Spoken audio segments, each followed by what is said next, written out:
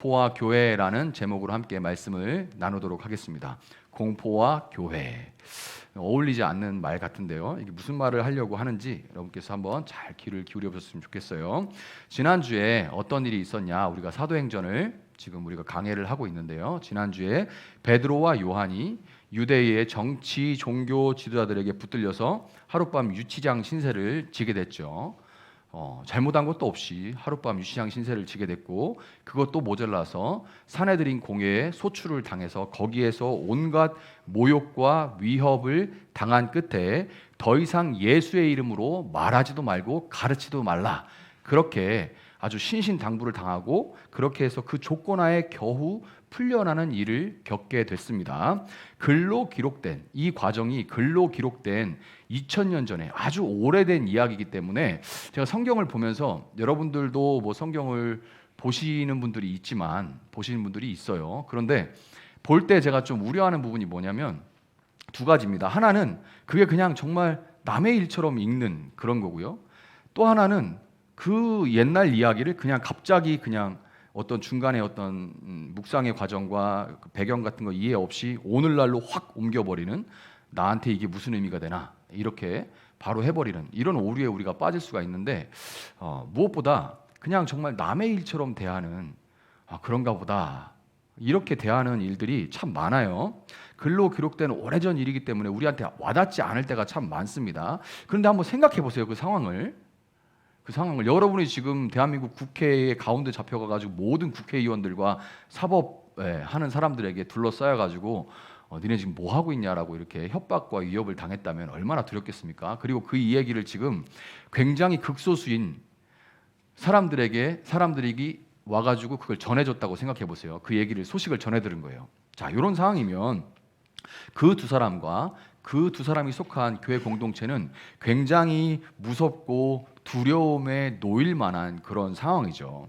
제가 선교사 요 과정, 이제 이 부분을 읽으면서 제가 무슨 생각이 들었냐면, 제가 선교사로 있을 때 아프리카에 처음 갔을 때 일이 떠올랐는데, 그건 이제 가보면 느끼는 그런 부분이 있는데, 뭐냐면 해가 져도 한국은 심지어 어떤 때는 헤드라이트 켜는 것도 잊어버리고 다닐 때가 있어요. 도로 주변이 워낙 밝아가지고.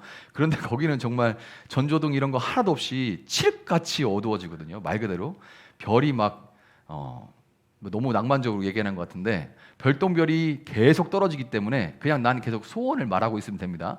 그럼 별똥별이 계속 떨어져요. 너무 하늘이 선명해가지고 밤하늘이 완전 칠흑 같은 그런 밤이에요. 그런데 주위에 있는 모든 사람들, 제가 이제 누웠습니다. 자려고 누웠는데 갑자기 불현듯 이런 생각이 들었어요. 주위에 있는 모든 사람들이 다 검은 사람들이고, 주위에 있는 모든 사람들이 다 검어요. 검은 사람들이고, 우리 가족만, 우리 집만 다르다라는 그 느낌이 확 다가온 적이 있습니다. 그래서 우리는 주위에 대해서 아무것도 모르는데 그들이 무슨 생각을 하는지, 우리를 어떻게 생각하는지 이런 거에 대해서 아무것도 모르는데, 우리는 담도 없이 사방에 노출되어 있고, 무슨 일이 생긴다고 해도 아무도 우리가 어디에 있는지, 무슨 일을 겪고 있는지 모른다. 그냥 우리 가족만 이 섬처럼 고립되어 있다. 여기에 정말 다른 사람 다 보고 있는데 우리만 이렇게 뭔가 마치 고립되어 있다 하는 그런 생각이 갑자기 찾아올 때가 있어요. 그런 적이 있습니다. 그때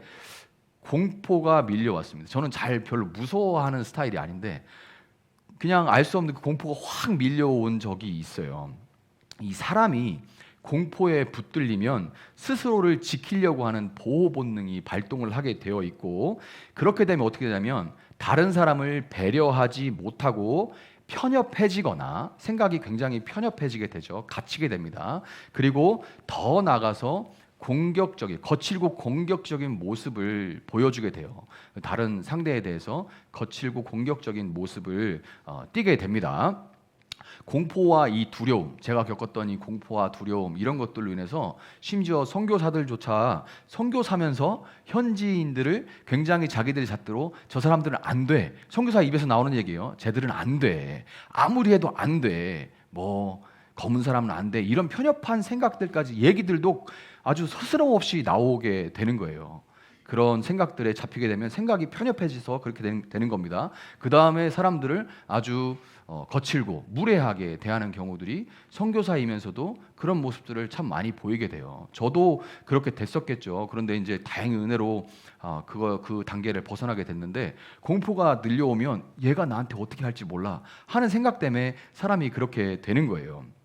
자, 이런 선교사뿐만 아니라 우리도 일반적으로 사랑하는 사람에게 버림받을 거다라는 공포가 밀려오면 우리가 어떻게, 꼭 이 이유 때문은 아니지만 이제 뭐 사랑한다고 하면서도 이 사람이 나를 버릴지도 몰라 하는 생각 때문에 굉장히 공격적으로 대하고, 더 나가서 극단적인 경우에 데이트 폭력이 일어나는 경우도 많이 있죠.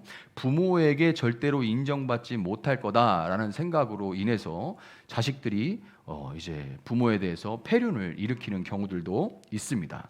그런데 공포에 눌려서 이렇게 편협하고 공격적인 태도를 띠게 되는 것은 개인 차원에서만 일어나는 일이 절대 아니에요. 여러분, 교회가 마술과 이교도에 대한 공포에 사로잡힌 적이 있습니다. 그 결과를 여러분 역사에서 아십니까? 마술과 이교도에 대한 공포, 그 공포는 또 혐오로 이어지게 돼 있죠. 그러니까 이 공포에 처하게 됐을 때, 공포에 잡혔을 때 교회가 어떤 일을 벌였냐면 마녀 사냥을 했습니다. 그래서 그때 당시 기록이 정확하게 남아있지는 않지만 대략 학자들이 얘기할 때 10만여 명의 여인들이 이유 없이 마녀로 몰려서 죽었을 거다라고 얘기해요. 처음에는 뭐 이상한 행동을 하고 정신적으로 좀 이상하거나 그런 사람을 마녀로 몰았겠죠. 조금 지나면 그냥 나하고 싫은 사람, 내가 미우면 마녀다, 그럼 두세 사람이 마녀다, 이렇게 되면 그냥 죽는 거예요. 그렇게 해서 죽은 사람이 그 시대에 10만여 명에 이를 거다라고 얘기를 합니다. 그리고 이교도에 대한 공포가 일어나서 어떤 일이 벌어졌습니까? 우리가 잘 아는 십자군 전쟁이 일어났죠. 그래서 지금 대충 헤아려 볼 때 10에서 20만 명의 사람들이 이 이교도에 대한 공포 때문에 교회가 일으킨 십자군 전쟁, 이교도로부터 예루살렘을 해방하자 그래가지고 그냥 막 몰려가서 싹 죽이려고 했던 그 일들 통해서 10에서 20만 명이 목숨을 빼앗겼다고 그렇게 알려져 있죠. 이건 역사적인 팩트죠. 자, 이렇게 말하면 에이 목사님, 그거는 너무 오래된 얘기죠. 오래됐고 그때는 미신에 사로잡히고 사람들이 깨어있지 계몽되지 못했을 때이기 때문에 그런 겁니다. 지금의 목회자나 성도들은 지적으로 훨씬 뛰어난 사람들이기 때문에 더 이상 우리에겐 그런 일이 없습니다. 그건 역사에 오래전에 일어났을 일일 뿐이죠 라고 말을 할 수가 있는데, 여러분 진짜 그렇다고 생각하십니까? 진짜 그렇다고 생각해요. 여러분, 교회는 진화론이 무서워서 창조 과학을 주창했어요. 그리고 이건 현재 진행형입니다. 진화론이 무서워서 만들어진 거예요. 교회도 이게 이제 아주 밝혀진 진실이죠. 알만한 사람은 다 아는. 교회도 이 창조 과학이나 젊은 지구 창조론 이런 것들이 주류 과학계에는 아예 끼지도 못한다는 걸 교회도 알고 있어요. 그냥 우리들만의 리그입니다. 그냥 주류 과학계에서는 그냥 상대를 아예 안 해줘 버려요. 왜냐하면 그냥 초등학생들이 얘기하는 것 같으니까, 그냥 전설 같은 얘기니까 껴주지를 않는 거죠. 그리고 더 문제는 뭐냐면 이런 얘기 자체가, 언급 자체가 맨 처음에 나온 게 제7 안식교에서 나온 얘기예요. 그러니까 우리 주류 기독교에서 나온 얘기가 아니고 제7 안식교에서 그 이단들이 하는 일이 뭐냐면 문자주의라고 해서, 저는 성경을 문자 그대로 믿습니다. 그렇지만 문자로 그대로 믿지만 그 전에 컨텍스트를 읽어서 이 문장이 의미하는 것이 무엇인지를 전체적으로 보죠. 그리고 성경에 나와 있는 시와 산문 여러 가지 장르들을 통해서 이 정말 말하는 것이 무엇인가를, 문자가 의미하는 것이 무엇인지를 전체적으로 보죠. 그런데 이단들은 그냥 문자면 그 문자를 그대로 받으려고 합니다. 이거는 말도 안 되는 거죠. 그런데 이렇게 문자 그대로 받으면서 그런 이단들, 제7 안식교도에 의해서 맨 처음에 창조가 됐고 만들어졌고, 그 다음에 여호와의 증인과 몰몬교 같은 이단들에 의해서 젊은 지구 창조론이 이제 막 퍼지니까 그것을 기독교도 싹 받아들여서 이제 진화론을 공격하기 시작했는데, 진화론이 맞다 안 맞다 이런 문제가 아니라 이게 만들어진 이유가 무서워서 그런 거예요. 무서워서. 이게 어떤 공포냐면 과학이 발전하면 종교는 설 자리가 없다는 공포 때문에 그렇습니다. 근데 정말 그렇습니까? 근데 이 공포가 그렇게 만들어가는 거예요. 이게 잘못됐다는 거 알아. 그리고 이게 이단에서 나왔다는 것도 알아. 그런데 이게 너무 무서워. 자꾸 커지는 거예요. 무서우니까. 그러니까 말도 안 되는 얘기를 막 갖다 들이대면서 속으로는 이건 아닌데 하면서도 막 들이대게 되는 겁니다. 그리고 거기에서 딴소리 하는 사람들은 막 공격하는 거예요. 막 공격해 나가는 겁니다. 그 다음에 이 문화에 대한 두려움이 또 있죠. 세상 문화. 우리가 이제 쉽게 세상 문화 이렇게 얘기를 하는데, 문화에 대한 두려움이 여러분 들어보셨을 거예요. 사탄은 대중문화를 선택했습니다. 로그막의 사탄적 현상, 뭐 이런 책들 여러분 책꽂이에도 하나씩 꽂혀 있을 거예요. 저도 아직 갖고 있습니다. 제가 초등학교, 중학교 때 막 이제 고등학교 때 나와서 한창 뭐 유행을 하고 지금도 여전히 이런 세미나들은 계속 하고 있어요. 문화에 대한 공포 때문에, 두려움 때문에 만들어진 거예요. 이 로그막 같은 것들을 사탄의 문화로 막 만들어 갑니다. 문화를 딱 나눠서 이건 사탄의 문화, 교회의 문화 이렇게 나누는 거예요. 이분법으로. 자, 그런데 여러분 여기 지금 일렉이 없네요. 근데 일렉, 드럼 이런 거 다 어디서 온 거예요? 아시는 분 알죠? 이거 록하고 헤비메탈, 메탈 같은 데서 온 거예요. 지금 교회에 지금 다 그럼 뭐 하는 겁니까? 그리고 교회에서 세션들이 오늘 지금 없는데, 세션들이 다 영상 같은 거 귀에 꽂고 영상 보면서 그 기법, 주법 같은 거를 다 거기서 배워요. 이 록음악이나 메탈 같은 데. 왜냐하면 거기에 악기 쓰는 것이 굉장히 화려하고 숙련된 분들이기 때문에 거기서 배워와서 교회에서도 접목을 해서 쓰는 겁니다. 아니 어디에 세상 문화가 있고 어디에 교회 문화가 있어요? 거기를 뭘로 어디서 나눌 건데요? 근데 공포가 이 문화를 그냥 허용하면 교회가 다 잠식돼서 없어진다. 이 공포가 그렇게 만들게 되는 거예요. 그래서 우리 한창 중학교, 고등학교 때 CD 다 뽀개고 테이프 다 뽑고 하여튼 세상 노래 가는 거 다 뽑고, 근데 여러분 지금 다 흥얼흥얼 세상 노래 부르지 않습니까? 그럼 그건 다 지옥 갈 죄인가요? 그렇게 나가게 되는 거예요. 그렇게 나가게 되는 겁니다. 빌립보서 4장 5절은 너희 관용을 모든 사람에게 알게 하라. 주께서 가까우시니라. 이렇게 말합니다. 너희 관용을, 너희 넓은 마음을, 너희 관대함을 모든 사람에게 알게 해라. 주께서 가까우시니라. 이렇게 말을 해요. 그럼에도 불구하고 공포는 교회로 하여금 극도로 편협하고 잔뜩 긴장해 있고 일그러지고 이렇게 굳어진 얼굴을 한 채 세상을 대하게 만듭니다. 여러분, 하나님은 사랑이십니다라고 얘기하는데 말하는 사람은 막 이러고 있어. 쟤 이상한 이단 하냐? 막 이러면서 저것도 나한테 이상한 문화 주는 거 아니야? 이런 표정을 하면 그 사람이 사랑이라고 말하는 것이 받아들여지게 될까요? 아니죠. 근데 굉장히 경직돼 있고 두려워하는 모습을 세상 앞에 보이게 되는 겁니다. 코로나19와 이어지는 세계적인 이 경기 침체 속에서 이렇게 가다가는 한국 교회는 망하고 말 거라는 말이 목회자들 사이에서도 지금 아주 전염병처럼 번지고 있습니다. 이 공포가 극심해요. 이렇게 가다가 한국 교회는 지금 망한다. 지금 코로나19 기간에 이 온라인으로 예배드린 사람들 지금 3분의 1도 돌아오지 않았어요. 그래서 이제 뭐 이렇게 가다가는 한국 교회 다 망한다. 심지어 이제 경기 침체가 막 이어지고 있죠. 이렇게 가다가는 한국 교회 망한다. 이런 얘기들이 지금 공포가 휩싸이고 있어요. 공포에 사로잡힌 교회는 이미 특정 정치 세력, 종교 세력, 성소수자 등등을 교회를 무너뜨리는 적으로 규정하고 저것들 때문에 그래 이렇게 되는 거죠. 공포는 뭔가 만들어서 그것을 공격하게 만들어요. 편협하게 생각이 거기에만 갇히게 만들고 그것을 무례하게 공격하게 만듭니다. 그래서 대표적인 얘기가 뭐냐면 지옥에나 떨어져라 라는 말을 아주 그렇게 말하면 오히려 또한 좋은 신앙인인 것처럼 인정받는 시대가 됐어요. 저것들은 지옥에나 떨어져야 돼 라는 말을 예수 믿는 사람 입에서 너무나도 자연스럽게 그런 말들이 나와요. 그런 공격적인 말들이.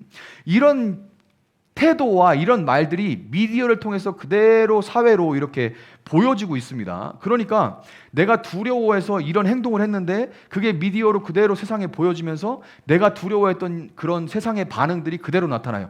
교회는 하여튼간 저래. 그래서 사람들이 더 교회를 멀리하게 되는 거죠. 그럼 이게 공포가 또 다른 공포를 불러오게 되는 거예요.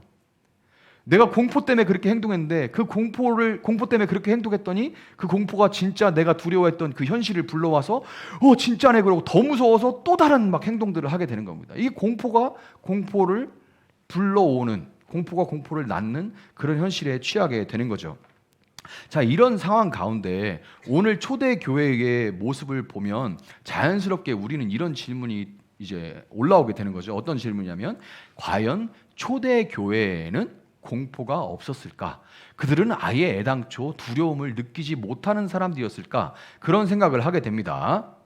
자, 그런데 그런 질문을 던져보면 당연히 말도 안 된다라는, 공포 없는 사람이 어딨어? 두려움 없는 사람이 어딨어? 이런 답이 나올 수밖에 없죠. 자, 그렇다면 문제는 이제 그들은 어떻게 그 공포와 두려움을 다스렸을까? 어떻게 그 공포와 두려움을 다뤘을까를 우리가 봐야 되는 거예요. 그래서 오늘은 하나님께서 디자인하신 교회의 가장 가까운 모습을 보여주는 그 초대 교회가 공포와 두려움을 다루는 방식을 우리가 함께 살펴보면서 하나님께서 이러한 때에 너무나도 공포에 취약한, 두려움에 취약한 우리 개인과 또한 교회에, 우리 교회와 한국 교회에 주시고자 하는 하나님 말씀을 한번 귀를 기울여 보도록 하겠습니다. 자, 사내들인 공회에서 풀려난 베드로와 요한이 교회 공동체의 제사장들과 장로들의 말을 다 와서 전했죠. 그러니까 그들이 무엇보다 처음에 했던 일은 시편 2편 1절 2절 말씀을 붙들고서 함께 기도하기를 시작한 거였습니다. 맨 처음에 그들은 말씀을 붙들고 기도를 했죠. 기도를 하면서 그들이 깨달았던 게 뭐예요? 하나님께서 그들을 진멸하시기를 원하는 것이 아니라 그들을 불쌍히 여기고 구원하시기를 원한다라는 것을 그들은 기도 가운데 성령이 그들을 깨닫게 하심으로 알게 됐습니다. 자, 하나님의 십자가 사랑으로 하나님께서는 그들을 구원하시기를 원한다라는 것을 성령으로 알게 됐는데, 자, 하나님의 십자가 사랑이라는 말, 하나님의 십자가 사랑, 하나님 십자가 사랑이라는 너무나도 거룩하고 보배로운 단어들이 이 하나님의 십자가 사랑이라는 한 문장에 들어가 있잖아요. 자, 그럼에도 불구하고 오랜 시간 여러분들이 교회를 다니다 보면 깊은 묵상 없이 그냥 하나님 사랑, 하나님 은혜, 뭐 십자가 이런 얘기들을 너무 흔하게 하다 보면 이런 단어들이 그냥 요리할 때 소금 들어가고 설탕 들어가고 뭐 고추장, 된장 들어가는 것처럼 그냥 내가 천국 가는 어떤 요소들, 요인들 이런 정도로 그냥 가볍게 생각해, 별로 의미 없이 생각해 버리는 그런 현실인데요. 저도 가끔 그럴 때가 있고 여러분들도 아마 그런 얘기들이 되게 추상적으로 그냥 그런가 보지 하면서 넘어갈 때가 참 많을 거예요. 그런데 여러분, 그 구원을 위한 십자가를 앞두고 예수님은 어땠을까요? 공포를 느끼셨을까요? 안 느끼셨을까요? 예수님은 공포를 느꼈을까요? 안 느꼈을까요? 하나님은 전지전능하신 분이다. 알파와 오메가, 시작과 끝을 다 아시는 분이다 라는 그 교리에 우리가 붙들리면 어떻게 되냐면, 마치 예수님이 십자가 구원, 각본 하나님 뭐 이렇게 해가지고 그 대본을 예수님이 받아가지고 이미 어떤 일이 다 펼쳐질지 다 안 다음에 무슨 일이 일어날지 다 아니까 그냥 감정에 큰 동요 없이 이 여유롭게 상황에 맞춰서 때로는 무서운 척, 때로는 놀라는 척, 연기라도 펼치는 것처럼 우리가 그렇게 받아들일 수가 있어요. 예수님 뭐 다 아시는데, 이런 일들이 있을지 다 아시는데 그냥 별로 큰 동요 없이 받아들이셨을 거야 라고 생각할 수가 있지만, 히브리서 4장 15절은 이렇게 말합니다. 히브리서 4장 15절 한번 볼게요.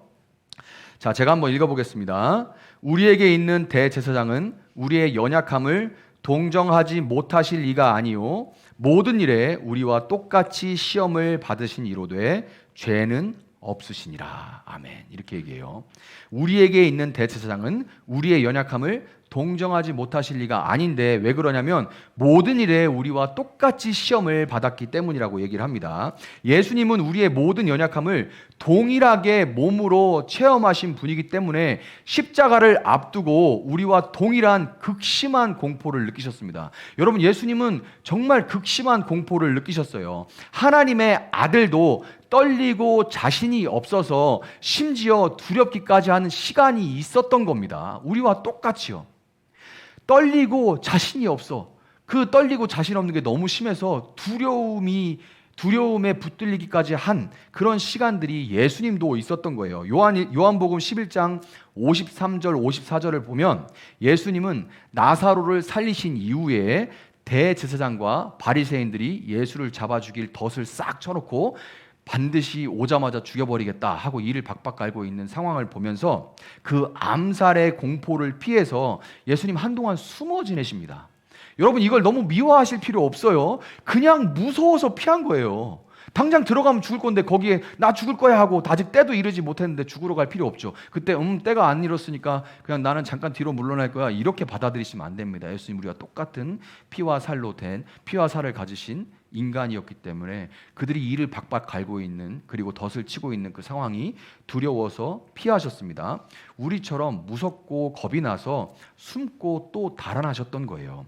때가 무르익었고 더 이상 피할 수도 없었을 때 기도하러 겟세마네에 올라간 예수님은 이 십자가의 고통을 다 헤아리셨기 때문에 몹시도 두려워하시면서 아버지 하나님께 이 잔을 내게서 옮겨주십시오 하고 그렇게 간청을 합니다. 간청을 하세요. 대답 없는 하나님 앞에 예수님은 3번이나 매달리십니다. 한 번 간청했어요. 대답이 없으셔. 그래서 일어나시죠. 제자들이 있는 쪽으로 돌아옵니다. 제자들이 있는 쪽 가가지고 중간중간 성경이 기록을 해요. 근심과 번민이 가득한 얼굴로 제자들에게 다시 다가와서 내 마음이 괴로워 죽을 것 같다. 무서워서 그런 거예요. 여러분 두려워서 두려움에 붙잡혀 본 사람들 알죠? 무서워 죽을 것 같다. 옆에 사람은 잘 이해하지 못할 수도 있습니다. 당장 눈앞에 보이는 게 없으니까요. 그런데 그 사람의 마음이 내가 괴로워 죽을 것 같다 이렇게 호소를 하는 거예요. 그리고 마치 공포에 질린 사람이 야 가지마 이렇게 얘기하잖아요. 어디 가지 말고 꼭 여기 있어. 애들이 무서운 거 보고 이제 자려고 그러면 엄마나 아빠한테 그러죠. 엄마 어디 가지마 꼭 여기 있어. 그래놓고 분명히 좀 있으면 잘 거면서도 엄마가 옆에 있어야 되잖아요. 안심 때문에. 그래서 얘기합니다. 어디 가지마 여기 있어야 돼 라고 몇 번이나 확인을 하죠. 이렇게 애원하듯이 예수님이 제자들에게 다른 데 가지 말고 여기 있으라고 돌 던지면 떨어질 만한 거리에 가서 기도하는데 제자들이 거기 있는 거예요. 너희들 거기 있지? 나 너무 무서우니까 거기 있어. 그리고 날 깨워서 자지 말고 나를 위해서 제발 좀 기도를 해줘. 이렇게 예수님께서 부탁을 하시고 매달리십니다. 우리를 죽음의 공포에서 건져내려고 전능하신 하나님의 아들이 겁쟁이가 되신 거예요. 예수님은 우리와 똑같으신 분이고 우리의 모든 아픔과 공포를 두려움을 다 몸소 체험하신 아시는 분입니다. 기도를 마치신 예수님은 그 과정에서 우리가 겪는 모든 공포를 기도를 마치시고 예수님은 이제 십자가를 지시죠. 그리고 그 가운데서 우리가 겪는 모든 공포를 다 맛보셨습니다. 우리가 보통 가장 두려워하는 것이 뭐냐면 죽는 거예요. 죽는 게 무서운 사람. 이거 안 무서운 사람 없죠. 그 다음에 또 무서운 게 수치입니다. 부끄러움을 당할까 봐. 그 다음에 연약함. 내가 약한 모습 보이는 게 두려워하는 사람 있고 버림받는 걸 두려워하고 배신을 두려워하고 실패하는 것을 우리가 두려워합니다. 이런 것들이 우리에게 두려움, 공포를 주죠. 그런데 예수님은 십자가에서 죽으셨습니다. 예수님 십자가에 죽으셨고 급심한 조롱과 모욕을 당하셨어요. 그리고 아무런 저항도 하지 못한 채 정말 무력하고 연약하게 철저하게 무력하게 십자가에 예수님은 달리셨어요. 저항조차 하지 않으셨습니다. 이뿐만이 아니죠. 예수님의 공생의 사역은 철저한 실패로 여겨졌고 이 땅에서 유일한 친구였던 제자들에게 배신을 당했고 버림을 당했고 그 중에 한 명에게는 정말 이렇게 할 수 있을까 싶을 정도로 처절하게 배신을 당하셨습니다. 예수님의 십자가는 인간사, 우리가 겪는 모든 공포의 결정판인 거예요. 모든 공포의 종합 세트인 겁니다. 예수님이 당하신 그 모든 사건들은 십자가의 공포 중에 최악이 뭐냐면 그분이 하나님에게조차 버림받았다는 겁니다. 우리가 이렇게 생각할 수 있어요. 세상이 다 날 버려도 하나님만 함께 하신다면 저는 괜찮습니다. 일어설 수 있습니다. 믿음이 있는 사람은 이렇게 고백할 수 있어요. 세상이 다 날 버려도 하나님만 나와 함께 계시면. 그런데 이 하나님에게 예수님은 버림받으셨다는 거죠. 다른 건 예수님이 그 공포 가운데 어떻게 견디고 꾸역꾸역 그것을 견디면서 가시는데 하나님에게 외면당하고 버림받았을 때 예수님께서 그때까지 털 깎는 자 앞에서 잠잠한 그런 양같이 묵묵히 그것을 견디신 예수님이 나의 하나님 어찌하여 나를 버리십니까? 하고 절규하시죠. 하나님이 외면당했다. 하나님에게 외면당했다는 것을 예수님이 느끼신 다음에는 더 이상 견디질 못하고 몸부림을 치십니다. 그 단절감 때문에 몸부림을 치세요. 그런데 여러분 이게 다가 아니죠. 예수님은 놀랍게도 이 모든 공포를 피하거나 거기에 굴복하지 않고 그 모든 공포와 두려움을 결국에는 온몸으로 다 받아내셨습니다. 그 공포와 두려움을 다 온몸으로 받아내셨어요.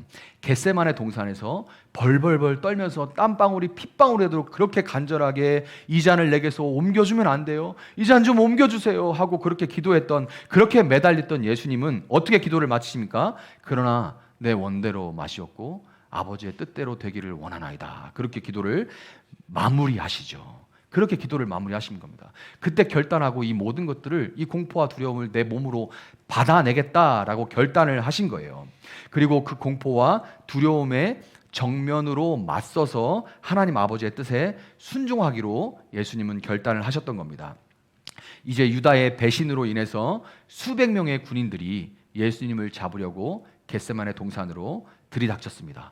검과 또 클럽이라고 되어 있는 이 몽치를 들고서 당장 잡아 죽이기로 할 것처럼 으르렁거리면서 몰려왔는데 그 곧 체포당할 것 같은 두려움, 그 상황에 공포가 또 밀려오잖아요. 그러니까 베드로는 그 공포에 붙들려서 바로 자기 눈앞에 보이는 병사들에게 자기가 할 수 있는 그 폭력을 행사했습니다. 내가 할 수 있는 폭력, 공포에 사로잡혀가지고 그것만 딱 보이면서 거기를 칼을 휘둘러서 그 중에 한 명인 말고의 귀를 떨어뜨리시죠. 말고의 귀를 잘라 떨어뜨리는데 그런데 여러분, 예수님이 거기서 베드로에게 칼로 흥한 자는 칼로 망한다 이렇게 얘기를 하면서 그 귀를 다시 말고의 귀에 붙여 주셨죠.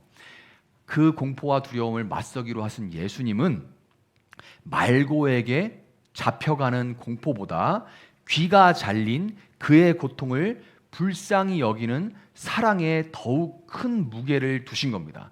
그 두려움보다, 잡혀가는 두려움보다 말고의 귀가 떨어져서 그가 고통받는 모습을 보면서 그를 불쌍히 여기는 마음이 예수님 안에서는 더 크셨던 거예요. 결국 예수님은 사랑의 하나님의 뜻에 순종해서 두려움이 아니라 하나님의 사랑 안에 머물기를 선택하고 결단하고 말고의 귀를 붙여주셨듯이 섬김의 손길로 그 사랑을 나타냄으로써 공포에 저항하고 두려움을 물리쳤던 겁니다. 결국에 뭐로 물리신 거예요? 사랑으로 물리치신 거예요. 이 모습을 누가 봤죠? 사도 요한이 봤어요. 사도 요한이 그 예수님이 어떻게 말하고 어떻게 행동하시고 그 상황에서 어떻게 반응하시는지를 사도 요한이 보고 그의 말년에 요한일서 4장 18절 19절에 이렇게 기록합니다. 한번 볼게요. 사랑 안에 두려움이 없고 온전한 사랑이 두려움을 내쫓나니 두려움에는 형벌이 있음이라. 두려워하는 자는 사랑 안에서 온전히 이루지 못하였느니라. 우리가 사랑함은 그가 먼저 우리를 사랑하셨음이라. 아멘. 온전한 사랑이 두려움을 내쫓는다. 그거를 요한은 그냥 말로 한 게 아니라 그는 예수를 통해서 그것을 봤습니다. 그가 어떻게 하시는지를 봤어요. 여러분, 그렇기 때문에 하나님의 사랑을 먼저 받은 사람, 십자가 사랑을 입은 사람들의 모임인 이 교회가 공포를 떨쳐내고 연민, 이 불쌍히 여기는 마음을 품는 것은 그리스도를 따르는 증거요, 표식이 되는 것입니다. 오늘 본문의 초대교회는 나라의 실세인 정치, 종교 지도자들이 휘두르는 이 죽음의 위협, 자신들뿐 아니라 가족들까지 멸문지화를 당할 수 있다는 그 공포, 멸문지화를 시켜버릴 거야 라고 말하지 않아도 그렇게 충분히 할 수 있는 사람들이라는 것 때문에 몰려오는 그 공포, 종교사회인 예루살렘에서 한번 이단으로 낙인이 찍히면 직업을 잃을 수도 있고 당장의 가족들과 함께 떼거리 걱정을 하게 될 수도 있다는 이 공포 앞에 모든 물건을 서로 통용하고 자기 재물을 조금이라도 자기 것으로 여기지 않는 섬김으로 그들은 대항했습니다. 그들은 그 공포에 사랑과 섬김으로 대항했어요. 가만히 있었던 것이 아닙니다. 가만히 있으면 공포는 자꾸 더 커져요. 그러니까 그거에 대항하는데 어떻게 대항했냐? 사랑으로 공포에 맞선 겁니다. 그리고 그냥 말로만 사랑이 아니라 직접 내 손을 움직여서 그 공포에 맞선 거예요. 그들이 한 마음으로 함께 모여 기도했을 때 모인 곳을 진동시키면서 그들을 충만하게 하신 성령을 인해서 그들의 마음은 죽음의 공포에서 건져내려고, 우리를 죽음의 공포에서 건져내려고 하나님의 아들이 겁쟁이가 되셨던 그 하나님의 아들을 사랑하는 마음, 그 사랑의 마음으로 그들은 가득하게 됐습니다. 성령께서 땅을 진동하셨던 그 성령님이 임하시자 그들을 위해서 겁쟁이가 되셨던 그 예수에 대한 사랑으로 그 마음이 가득하게 됐고, 그들은 사랑 안에서 하나님의 아들이 피 흘려 값주고 사신 지체들을 향한 연민, 그리고 그들 가운데 가난한 자들을 향한 아낌없는 사랑으로 공포와 두려움에 맞서 이겨낼 수가 있었던 겁니다. 여러분, 우리는 갈수록 공포스러워져 가는 세상 가운데 살아가면서 이 두려움에 빠져 살아가고 있는지도 모르겠습니다. 세상에서 공포가 갈수록 더 커지고 있죠. 카드빚은 느는데 수입은 늘지 않는 공포가 있고, 치열한 경쟁 탓에 점점 어려워지는 진학과 취업의 공포가 있습니다.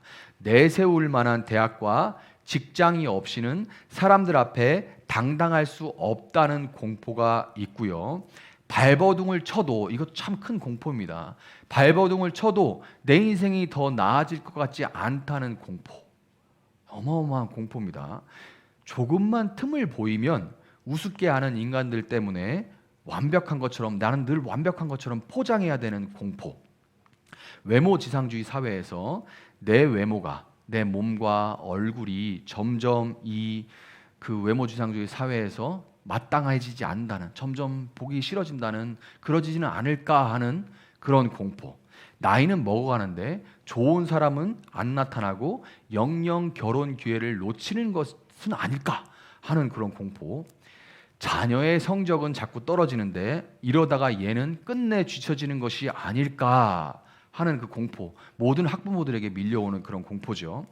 부모님들 뒤치다꺼리 하다가 정작 내 노후 준비는 못해서, 끼인 세대들의 공포입니다. 내 노후 준비는 제대로 하지 못해서 나는 비참한 말년을 보내지 않을까 하는 그런 공포.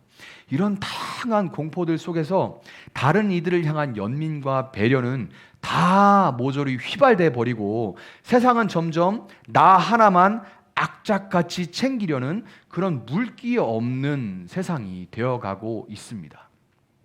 교활한 자본, 우리가 사는 이 자본주의 사회에서 교활한 이 자본은 이런 공포를 이윤의 계기로 전환시키는 기회를 절대 놓칠 리가 없죠. 얼마 전까지 여러분 들었던 게 뭡니까? 주식이나 코인 하지 않으면, 아주 자극적인 단어 있죠? 벼락거지된다. 엄청난 공포가 밀려옵니다. 그래서 안 하면 나만 벼락거지 되는 거 아니야? 이 공포가 밀려와서, 그 공포는 어마어마한 힘이에요. 사람들을 몰아붙입니다. 명품 하나 없으면 주눅 든다. 이렇게 부추기죠. 공포를 부추겨요. 키 작고 돈 없고 차도 없으면 연애 따위 꿈도 꾸지 마라. 그리고 초등학교 6학년이면 벌써 중학교 수학 정도는 다 끝내놔야 되고, 중학교 2학년이면 고등학교 수학은 끝내놔야 된다. 이거 무슨 법칙처럼 돼 있어요. 그럼 고등학교 왜 가나요? 아니, 그래도 돼? 라고 생각하면서도 남들 다 그렇다고 하면 공포감이 밀려오거든요. 이렇게 인위적으로 두려움을 날조하고 유포해서 어떻게 하냐면, 돈과 소비로 공포를 물리치며, 아니, 물리치고 있다고 착각하면서 살아가도록 만들어요. 정말 막 돈을 쓰고 소비를 하고 뭔가 그렇게 해야 그래도 내가 지금 맞서고 있다는 그런 착각에 여러분 빠져 있는데, 그렇지 않습니다. 그게 아니고 여러분 완전히 붙들려 있는 거예요. 완전히 붙들려 있는 겁니다. 그리고 거기서 벗어날 수가 없어요. 내가 좀 벗어나는 것 같죠? 또 다른 걸로 막 공포를 들게 해서 또 붙들리고 이렇게 되게 되는 거예요. 여러분, 최근 몇 년 사이에 왜 드라마나 영화로 좀비물이 대유행하고 있다고 생각하십니까? 이제 조금 들었는데, 좀비물이 드라마나 영화로 뭐 K-좀비 뭐 해가지고 온 좀비물이 영화화가 됐었죠.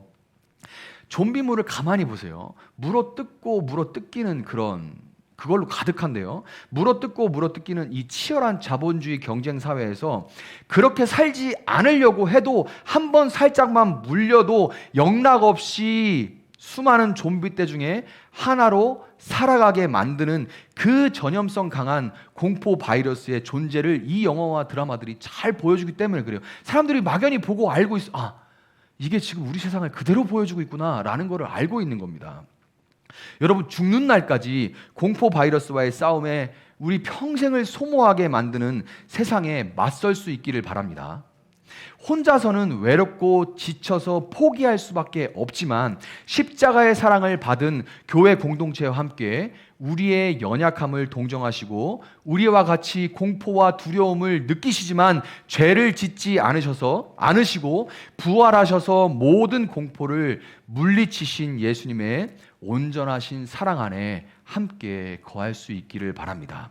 그리고 그 사랑 안에서 공포 바이러스에 물들어 있는 세상에 관용과 연민 그리고 섬김의 요소들로 이루어져 있는 사랑의 해독제를 널리 퍼뜨리는 여러분들이 될 수 있기를 바랍니다. 말씀을 정리하도록 하겠습니다. 여러분, 이 소비 문화 사회가 끊임없이 생산해내는 공포 속에서 교회는 결코 세상과 같이 공포에 매여서 편협한 시각으로 무언가를 적대시하고 무언가를 그냥 상대화해버리죠. 물체화해버려요.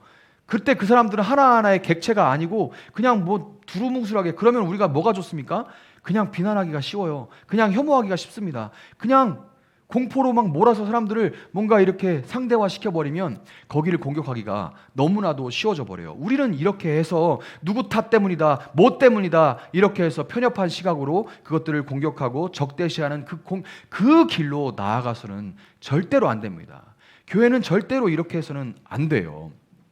교회는 공포 마케팅을 하는 세상 속에서 사랑의 마케팅을 함으로써 사람들로 하여금 세상의 가짜 공포와 두려움이 아니라 진짜 두려워할 분이신 하나님을 경외하도록 만드는 공동체라는 것을 여러분 꼭 기억하시기를 바랍니다. 진짜 두려워해야 할 분이 누구예요? 그 사람의 육체만 죽이는 세상이 아니라 사람의 육체와 영혼을 동시에 영원한 지옥에 던질 수 있는 유일한 우리가 두려워하는, 그렇다고 무서워 이게 아니라 믿는 그들의 자녀들에게는 경외할 수 있는 그 하나님, 이 하나님이 계시다는 것을 세상 가운데 세상의 가짜 공포에 속지 않고 이 하나님을 두려워하실 분은 오직 이분뿐이다라는 것을 우리는 증명하고 전해야 되는 그런 공동체라는 것을 여러분 기억하시기를 바랍니다. 히브리서 2장 15절은 예수님이 오신 것은 죽기를 무서워함으로 한평생 매여 종노릇하는 자들을 놓아주려 하심이라, 이렇게 말합니다. 죽기를 무서워해서 한평생 종노릇하면서 살아가는 모든 자들을 자유롭게 풀어주려 하기 위해서 예수님이 오셨다, 이렇게 히브리서 2장 15절은 말합니다.